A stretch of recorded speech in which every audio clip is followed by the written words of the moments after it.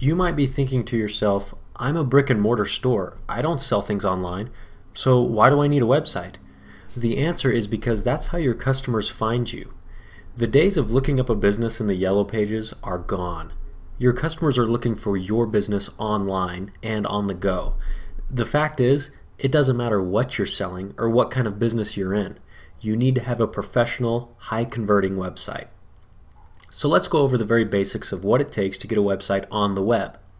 In order to do that, I like to use the analogy of a book author. Let's say you want to write a book and put it on the library shelf so that whoever wants to read it can. First, you need to buy a blank book with a title. Make sure it's a good title so people will want to pick it up and read it. Second, you need to be able to actually write on the blank pages of the book. You need a good pen. And finally, you need to get your book off your desk and onto the library shelf so that the public can actually see it.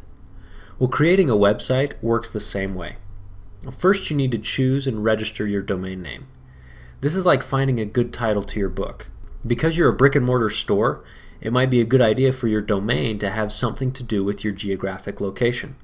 Let's say you have a courier service in Aspen, Colorado. It'd be a great idea to register aspendelivers.com or aspencourier.com. Even if it isn't the name of your company, the amount of natural traffic that domain will generate will be well worth it. Plus, you can always direct that traffic to the name of your company.com or whatever your actual domain name is. Now, you'll need to register that domain name with a registrar. There are quite a few registrars out there, and they are extremely easy to find. You can just Google domain name registration and find one that you like. Once you have your domain name registered, it should be around $10 a year. You'll need to get your site hosted. This is where our analogy gets a little out of order, but because many registrars also act as hosting companies, now's the best time to discuss it. Having your website hosted is like putting your book on the library shelf. It allows everybody in the world to have access to it. When you choose a hosting company, it's important to consider server reliability, site uptime, email clients, and other features. Saving a few dollars a month by using an unreliable hosting company will cost you many times more than that in lost business.